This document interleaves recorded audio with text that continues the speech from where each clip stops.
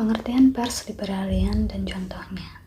Menurut filsafat pers liberalian, manusia merupakan makhluk yang rasional serta memiliki akal sehingga mereka itu dapat menentukan nasibnya sendiri.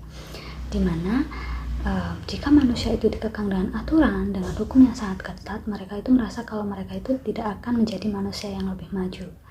Jadi, dalam pers liberalian ini, mereka itu sangat menjunjung tinggi yang dinamakan hak asasi manusia, terutamanya mengenai kebebasan berpendapat. Kemudian untuk contohnya yaitu semua orang di sini itu berhak untuk mendirikan media massa asal mereka memiliki modal. Kemudian dengan adanya itu, praktek KKN itu sangat sulit untuk dilakukan dan hanya orang-orang yang memiliki kemampuan untuk mencari untung yang kuatlah yang akan bertahan. Dan dalam proses persaingan bersih ini akan dapat menjadikan negara yang lebih maju, serta dengan usaha yang seperti ini itu mereka akan berlomba-lomba untuk menjadi manusia yang lebih baik dalam setiap usahanya. Pengertian pers otoriter dan contohnya. Dalam pers otoriter, media massa bukan sebagai alat kontrol pemerintah, tetapi sebagai instrumen pendukung untuk mencapai tujuan suatu negara. Dalam pers ini, semua masyarakat itu harus mendukung apa yang menjadi kebijakan pemerintah dan tidak boleh melakukan pemberontakan terhadap kebijakan tersebut. Kemudian Plato sebagai salah satu pelopor dari teori ini itu beranggapan bahwa negara yang maju adalah negara yang dipegang oleh orang-orang bijak seperti hakim.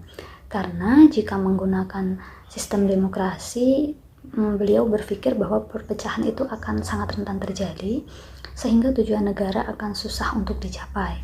Kemudian teori otoriter adalah teori pengekangan terhadap pers, namun pada dasarnya bukan untuk dikekang, melainkan untuk diawasi, dan bentuk pengawasan itu dilakukan oleh masyarakat itu sendiri dan diwakilkan oleh lembaga yaitu pemerintah.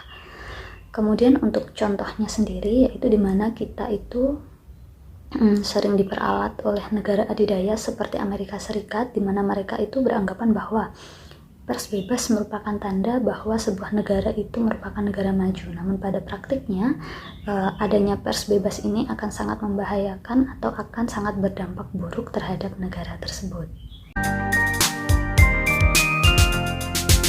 Pengertian pers, tanggung jawab sosial, dan contohnya.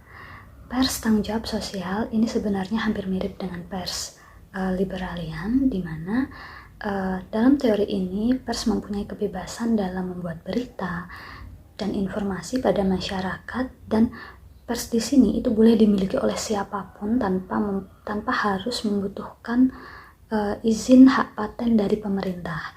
Tetapi kebebasan ini itu harus tetap sesuai dengan norma yang berlaku di masyarakat, dan pers ini tuh harus mempunyai kontrol, di mana kontrol ini berbentuk kode etik jurnalistik yang di dalamnya itu berisi aturan berupa batasan sehingga pers yang dibuat itu dapat dipertanggungjawabkan terhadap masyarakat.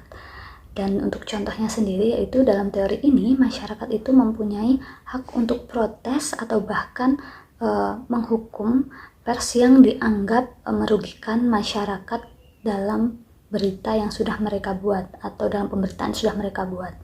Jadi hal tersebut itu dapat dilakukan secara langsung, yaitu dengan melayangkan surat protes kepada media massa tersebut atau dengan melapor pada lembaga terkait seperti Dewan Pers ataupun KPI.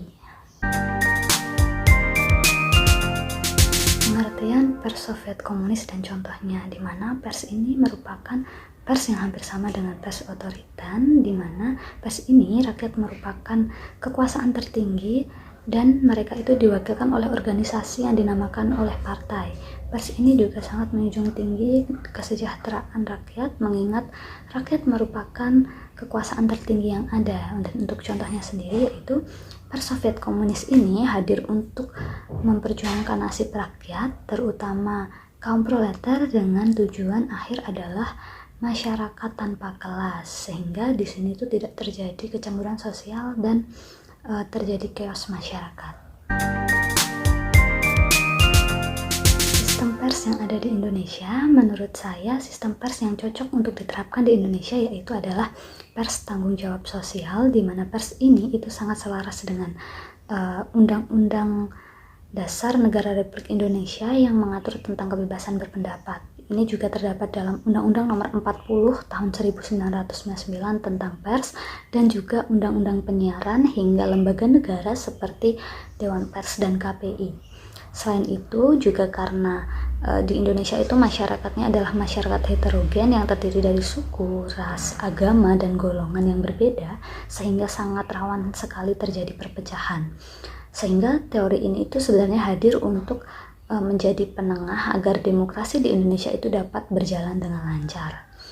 Dan dari teori ini saya beranggapan bahwa semua aspirasi masyarakat itu akan dapat tersalurkan, selain sebagai hanya alat kontrol negara, itu juga sebagai medium aspirasi masyarakat kepada pemerintah, begitu juga sebaliknya, yaitu pemerintah kepada masyarakat.